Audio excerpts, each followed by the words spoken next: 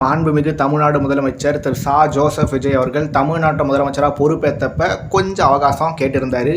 மாண்புமிகு தமிழ்நாடு முதலமைச்சர் அவர்களை தொடர்ந்து இப்போ மாண்புமிகு தமிழ்நாடோட நிதி அமைச்சர் அவர்களும் ஒரு 2 வருட காலம் அவகாசம் கேட்டிருக்காரு.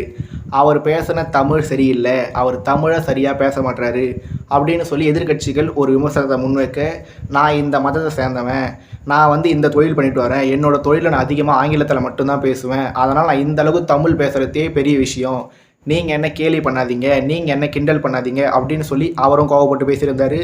மறுபடியும் அவர் கோவப்பட்டு பேசுகிறத மையமாக வச்சுக்கிட்டு மீண்டும் மீண்டும் சட்டமன்றத்தில் இதை பற்றின விவாதங்கள் பிரதிவாதங்கள் தொடர்ந்து நடந்துகிட்டே தான் இருக்குது. ஒருத்தரோட உருவத்தை வச்சோ, ஒருத்தரோட உடையை வச்சோ, ஒருத்தரோட பேசும் திறனை வச்சாலாம் அவங்கள கண்டிப்பாகவே விமர்சிக்கக்கூடாதுன்றது என்னோட தனிப்பட்ட கருத்து. ஆனால் எதிரிகள், நண்பர்கள், துரோகிகள்னு சொல்லி யாராக இருந்தாலுமே நம்ம மேலே ஒருத்தர் ஒரு விமர்சனத்தை முன்வைக்கும் போது அந்த விமர்சனத்தில் நாம் ஏற்றுக்க வேண்டிய ஒரு விஷயம் இருந்ததுன்னா அதை மையமாக எடுத்துக்கிட்டு நாம் நம்மளை மேம்படுத்திக்கிறதுல எந்த வித தப்புமே இல்லை. அதனால் நிதியமைச்சர் மேலே ஒரு சில விமர்சனங்களை பல பேர் முன் வச்சுருக்காங்க.